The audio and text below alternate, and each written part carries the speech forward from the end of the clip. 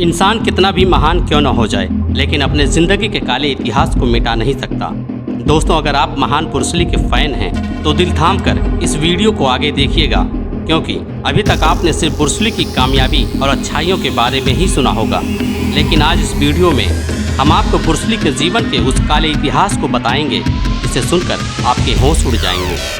आपको यकीन नहीं होगा, हांगकांग की गलियों में चोरी और गुंडागर्दी करने वाला एक लड़का जिसकी आंखें बहुत कमज़ोर थीं, जिसे पहले प्यार में ही धोखा मिला, जिसके ऊपर हत्या का इल्ज़ाम लगा, जिसे आर्मी से यह कहकर निकाल दिया गया कि तुम फिट नहीं हो। ब्रूस ली की ऐसी तमाम कमियां हैं जो कभी सुर्खियां नहीं बनी। लेकिन आज के इस वीडियो में ब्रूस ली के ऐसे कई राज आपको पता चलेंगे जिसे जानकर आप हैरत में पड़ जाएंगे। ब्रूस ली का जन्म अमेरिका के सैन फ्रांसिस्को में हुआ था, लेकिन उनका बचपन हांगकांग की गलियों में बीता, क्योंकि ब्रूस ली के पिता ली होई एक चाइनीज ओपेरा गायक और अभिनेता थे। ब्रूस ली की आदतों को देखकर उनके माता पिता बहुत परेशान रहते थे, क्योंकि ब्रूस ली आवारा लड़कों की तरह हांगकांग की गलियों में मारपीट किया करते थे। ब्रूस ली और उनके चाइनीज दोस्तों ने एक गैंग बनाई थी जिसका नाम था जंक्शन स्ट्रीट 8 टाइगर्स। 1967 में ब्लैक बेल्ट मैगजीन को एक इंटरव्यू देते हुए ब्रूस ली ने खुलासा किया कि मेरा गैंग हांगकांग की गलियों में मशहूर था। अक्सर मेरे गैंग की दूसरों से लड़ाई हुआ करती थी। हम लोग लड़ाई में चैन और चाकू वाले पेन यूज किया करते थे। हमने शटर तोड़कर दुकानों से चोरी भी की और इसकी वजह से जेल भी जाना पड़ा। लेकिन एक दिन मेरे गैंग की लड़ाई कुछ अंग्रेज लड़कों से हो गई जो हांगकांग में रहते थे। उस फाइट को याद करते हुए ब्रूस ली भावुक हो जाते हैं कि अगर उस दिन मेरे साथ मेरा गैंग ना होता तो वो शायद मेरा आखिरी दिन होता। उन अंग्रेज लड़कों ने ब्रूस ली को बहुत ज़्यादा मार दिया था। ये फाइट ब्रूस ली की पहली और आखिरी फाइट थी जिसमें ब्रूस ली को हार मिली थी। इस फाइट के बाद ब्रूस ली ने कुंफू सीखने का मन बना लिया, लेकिन एक बहुत बड़ी समस्या थी। ब्रूस ली की आंखें बहुत कमज़ोर थीं, जो अक्सर चश्मा लगाया करते थे। इसलिए उन्होंने सभी कुंफू में से सिर्फ विंग चुन को ही चुना, क्योंकि विंग चुन ही एकमात्र ऐसा कुंफू था जिसमें विरोधी के बहुत नज़दीक जाकर फाइट करना होता है। और कुछ ही सालों में अपने गुरु इप मैन से उन्होंने विंग चुन में महारत हासिल कर ली।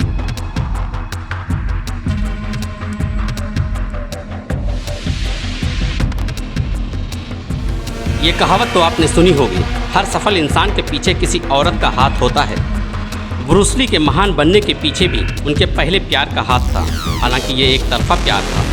दरअसल एमी सैम्बो, जो कि जापानी अमेरिकी रिफ्यूजी कैंप में रहती थी और वो ब्रूस ली के कॉलेज में पढ़ती थी।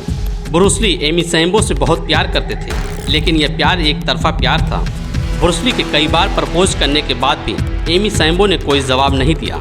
लेकिन हाल ही में 2020 में ब्रूस ली के जीवन के ऊपर बी वाटर नाम की एक डॉक्यूमेंट्री बनाने वाले डायरेक्टर वाओ ग्वेन ने जब एमी सैम्बो से बात की तो उन्होंने उन दिनों के बारे में बताया कि ब्रूस ली मेरे पीछे पड़े थे। शायद वो मुझसे बहुत प्यार करते थे।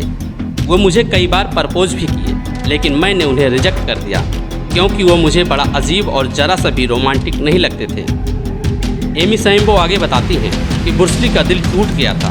वो अपनी ज़िंदगी में अकेला और मायूस लग रहे थे। वो सफल होने के लिए रास्ता ढूंढ रहे थे। मैंने उन्हें निराश कर दिया था। हताश और निराश ब्रूस ली अपनी मंजिल को तलाशते हुए अमेरिकन आर्मी में शामिल होने जा पहुँचे, लेकिन एक बार फिर उन्हें निराशा ही हाथ लगी। आर्मी की फिजिकल में ब्रूस ली को ये कहते हुए निकाल दिया गया कि उन्हें टेस्टिकल प्रॉब्लम और साइनस डिसऑर्डर है और उनकी आंखें बहुत कमज़ोर हैं।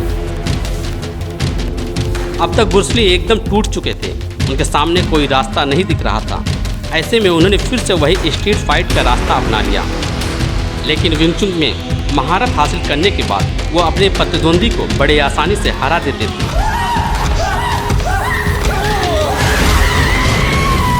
धीरे धीरे ब्रूस ली के चर्चे होने लगे और अब उन्हें हॉलीवुड की फिल्मों में काम करने का मौका मिला, जिसके बाद वो फेमस होते चले गए। लेकिन यहाँ भी परेशानियों ने उनका पीछा नहीं छोड़ा। दरअसल हॉलीवुड की फिल्म द रॉकी क्रू की शूटिंग चल रही थी, जिसमें ब्रूस ली एक्शन कोरियोग्राफर थे। और अचानक एक रात मेन एक्ट्रेस शेरोन टेट की हत्या हो जाती है। और सबसे बड़ी बात यह थी कि शेरोन टेट उस मूवी के डायरेक्टर रोमन पोलंस्की की पत्नी थी। हालांकि पुलिस अपनी जांच पड़ताल शुरू कर देती है, लेकिन रोमन पोलंस्की का शक ब्रूस ली के ऊपर था। दरअसल मर्डर पॉइंट पर एक चश्मा मिला था और रोमन पोलंस्की को लगता था कि ये चश्मा ब्रूस ली का है, क्योंकि ब्रूस ली ने उसी रात डायरेक्टर से नया चश्मा बनवाने की बात की थी। पोलंस्की अपने शक को यकीन में बदलने के लिए ब्रूस ली के साथ चश्मे वाले दुकान पर जाते हैं और जब ब्रूस ली अपना चश्मा बनवाने के लिए आंखों की जांच करवाते हैं तो क्राइम सीन पर मिले चश्मे का नंबर और ब्रूस ली के चश्मे के नंबर से कोई मेल नहीं खाता।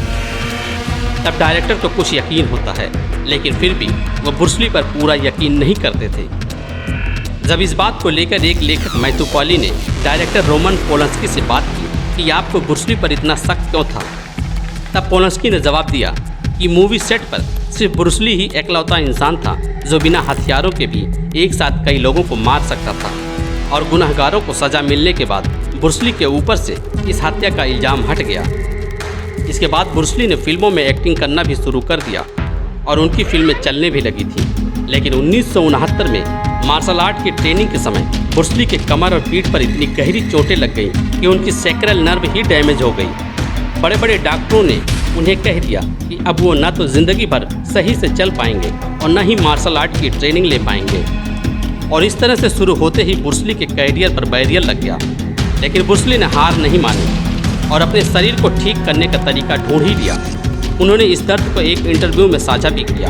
ब्रूस ली कहते हैं, मुझे पता है मुझ पर ऐसी परिस्थितियाँ थोप दी जाती हैं, लेकिन बचपन से ही मैं लड़ाकू हूँ और इसलिए मैं लड़ता हूँ और आखिर में मैं ही जीतता हूँ। दोस्तों, ऐसे अनगिनत परेशानियों और चुनौतियों को झेलते हुए ब्रूस ली ने वो मुकाम हासिल किया जिसे पूरी दुनिया सलाम करती है और सम्मान से उन्हें गॉड ऑफ मार्शल आर्ट्स कहती है। लेकिन दोस्तों, कुदरत के सामने हर कोई बेबस और लाचार हो जाता है और 20 जुलाई 1973 को सिर्फ 32 साल की उम्र में ही ब्रूस ली का निधन हो गया। उनके निधन को भी लेकर कई तरह की कहानियाँ कही गई।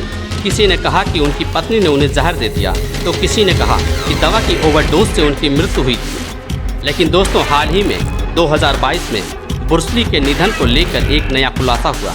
दरअसल अमेरिका के एक क्लिनिकल किडनी जर्नल द्वारा एक अध्ययन किया गया जिसमें बताया गया कि ब्रूस ली की मृत्यु खराब किडनी की वजह से हुई थी। खराब किडनी की वजह से ब्रूस ली को हाइपोनेट्रेमिया और सेरेब्रल एडिमा जैसी घातक बीमारी हो गई थी।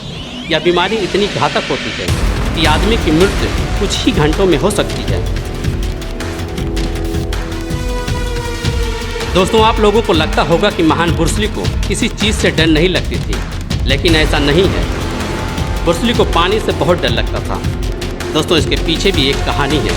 दरअसल बचपन में ब्रूस ली स्विमिंग पूल में नहा रहे थे और नहाते वक्त वो अपनी बहन के ऊपर पानी फेंक रहे थे, जिससे नाराज होकर उनकी बहन फोइबे ने उन्हें पानी में कुछ देर के लिए डुबा दिया। इस बीच ब्रूस ली ने कई बार पानी पी लिया और उन्हें लगा कि वो डूब के मर जाएंगे, जिस वजह से यह घटना ब्रूस ली के जीवन पर इतना प्रभाव डाला कि वो फिर कभी पानी के किनारे नहीं गए और पूरा जीवन पानी को देखकर डूबने से डरते रहे। उनके भाई रॉबर्ट ली ने एक और खुलासा किया कि ब्रूस ली ने कभी भी बाइक चलाना नहीं सीखा और इसकी वजह आज तक पता नहीं चली। वैसे आप लोगों को क्या लगता है कि ब्रूस ली ने बाइक चलाना क्यों नहीं सीखा?